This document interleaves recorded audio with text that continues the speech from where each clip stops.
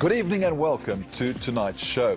It would be a tragedy if our World Cup was focused on personal enrichment rather than an opportunity to promote our country on the world stage.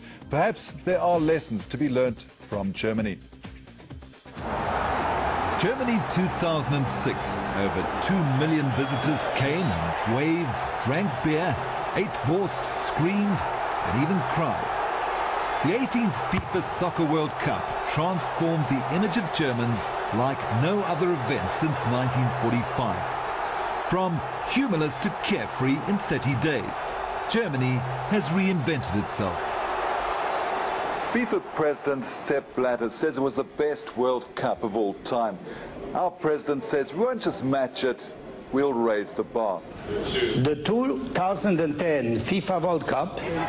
But the great excitement and national pride in South Africa on winning the bid 3 years ago has changed.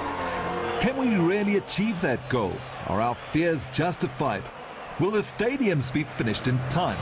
Can our transport system sustain the expected crowd? Will crime ruin the party? These are some of the doubts and the questions we may have about World Cup 2010. But Germany had its own problems preparing for last year's showpiece of the beautiful game. The German media were also very critical. Are we ready in time? Are the stadiums safe? And there were problems. Of course, we also had problems. Well, it was tough because there were a lot of critics and a lot of pressure on us. We knew that it was very important for all the nation to play a good World Cup. Es war so, dass natürlich Imagestudien studiert worden sind.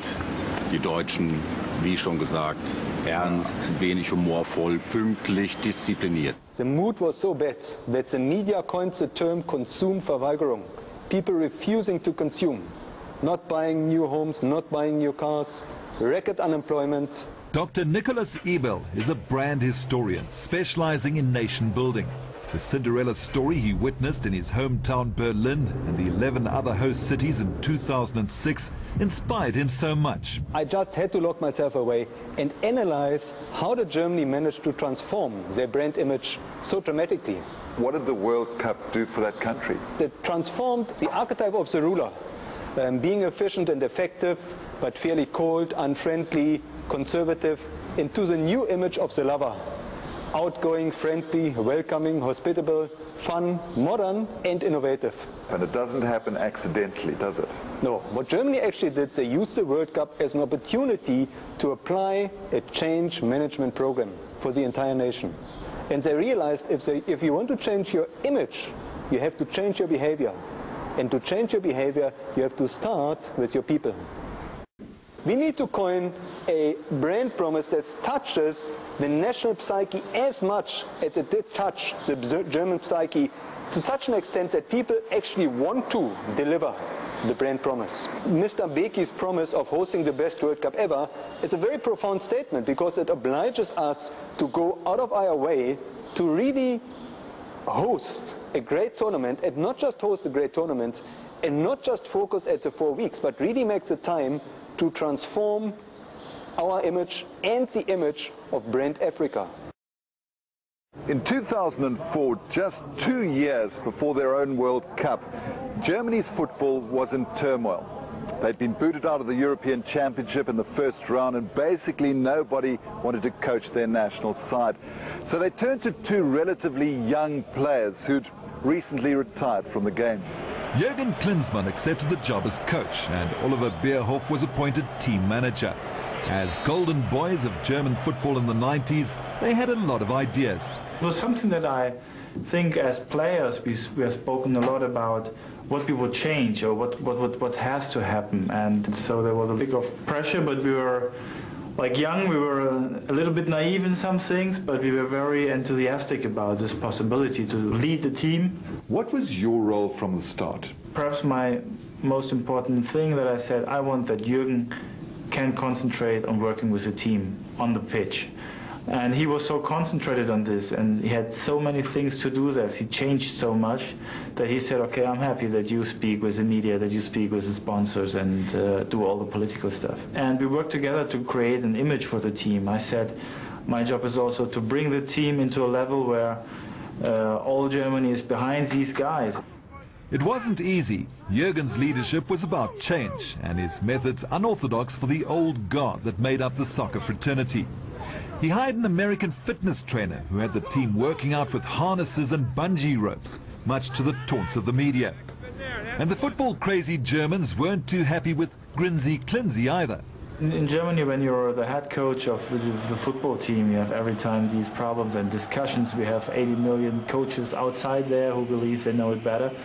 And I remember also when Jurgen was before the World Cup, he said, look, at the end of the tournament, we have to look in each other's eyes and to say, we did it because we believed in it. And we don't have to say we didn't do it because we were afraid of the people, of the media, of the, I don't know what else. But surely doubts crept in when the team lost 4-1 to Italy a mere 3 months before the tournament. For sure. There were also doubts, and we knew before the game, a month after against the United States, that if we would lose the game, they would fire Jurgen. It may be presumptuous, but the Germans have already booked their hotel in Berlin for the final.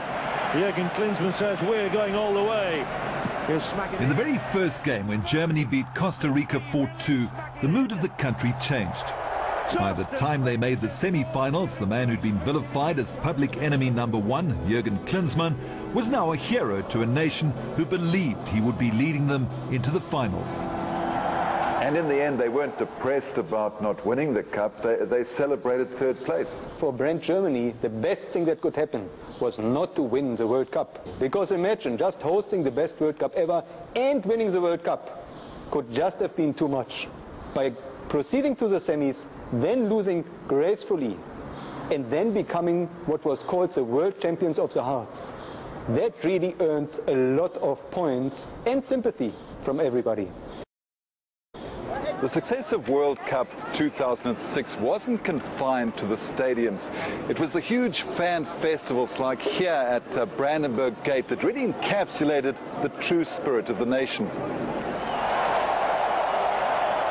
Having 2.9 million tickets, expecting at least 1 million visitors, and having millions of Germans who wanted to experience the games, they actually had to come up with a new concept, which was the fan festivals, where they actually hosted a fan festival in every single hosting city and thereby extended the reach from the 2.9 million ticket holders to 21 million, and actually created a new culture of experiencing soccer in a very celebratory and peaceful way. Perhaps for the first time in World Cup history, women really embraced this event. At the fan festivals, nearly half of spectators were women. And again, that created a new culture, where you have much less antagonism, you had much more celebration, and you had certainly had the time to make friends. And Germany is going through a baby boom right now, basically 9-10 months after the World Cup. I thought they were watching the soccer there. What were they up to? Despite a turbulent and deeply disturbing past, Germany also wanted to show that it's got a lot to be proud of. But they didn't want to appear arrogant, so went for a more symbolic and stylish approach. Called Land of Ideas, the campaign under Mike isolated a singular contribution that Germany has given the world: innovation.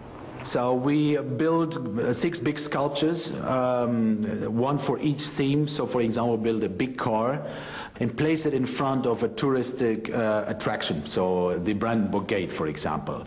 And the story behind that was, how is the position of the German automotive industry in the global context?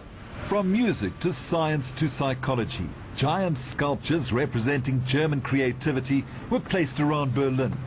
They were photographed, filmed and written about so much, they generated their own media. We have to be very carefully with our history. Of course we do, but we do also have a future. And we have to build up visions for our young generation. And this is what all come out of this Soccer World Cup. And Nicholas, whose home is now South Africa, sees the value of this type of nation building, something South Africa really needs. Can you put a price to this? Can you say what brand Germany has done for the country in financial terms? Well, you can certainly put numbers to it. Germany has now jumped to the second place in the Nation Brand Index. Also, unemployment has dropped by 20%. That's why you now find 935,000 vacancies. There are lots and lots of jobs in Germany. Doubts over the stadiums being completed in time, concerns over visitors' safety. Now, FIFA have mentioned contingency plans, and while the procedure is standard, some people are saying we should hear alarm bells ringing. There have been headlines a few times that FIFA's looking at the alternative venues. Do you see much in this? Ich kann es nicht beurteilen. Aber wir hatten in Deutschland keine Diskussion über Ersatzkandidaten. Die hatten wir nicht. Und ich hoffe sehr, dass es sich hier nur um schlechte Öffentlichkeitsarbeit handelt und nicht um ernste Probleme. But when FIFA President Sepp Blatter arrived here recently, he confirmed his support and that despite challenges, it will be a South African World Cup. Everything is on track. Naturally, there exists challenges. But being ready for 2010 might be giving us a false sense of security. It's 2009, which is the D-date.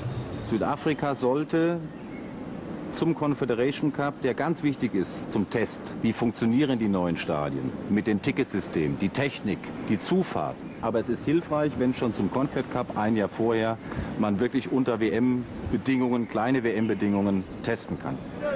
While our tourism industry is talking in the region of 400,000 visitors, Nicholas believes we should expect many more. Already Europeans are saving up to make the trip, despite some of our bad press. You say South Africa must deliver a crime-free World Cup with 0 incidents and free passage 24 hours a day. In Germany, during the World Cup, you had incidents, but the brand image and the experience was so strong that the media did not focus on these isolated incidents. In his book Brand Ovation, he said many opportunities to promote Brand Africa. Research has shown that each visitor going home actually impacts indirectly 150 people on their perception of the hosting country. Now, Germany had 2 million people, multiply that by 150, and you actually reach 300 million people. And that's why it's so critical that we attract as many people as possible and that we make sure that every single visitor has a great experience. And every single touch point, all the way from the airport to booking into the hotel, to going to the stadium, to having a beer, every single touch point counts. But can we really compare the two countries as stages for the biggest sporting event in the world? As one critic put it, it's like comparing beetroot with antiretrovirals in the treatment of AIDS. How do you see the challenges we have as a country and as a continent? South Africa, especially also Africa, has to find their own identity for a World Cup. There will be a special African World Cup which will impress the world. I'm sure about that. And to find your individual identity and wait for your special South African World Cup 2010, this is your challenge. Well, it's going to be an interesting 3 years and hopefully rewarding for the nation.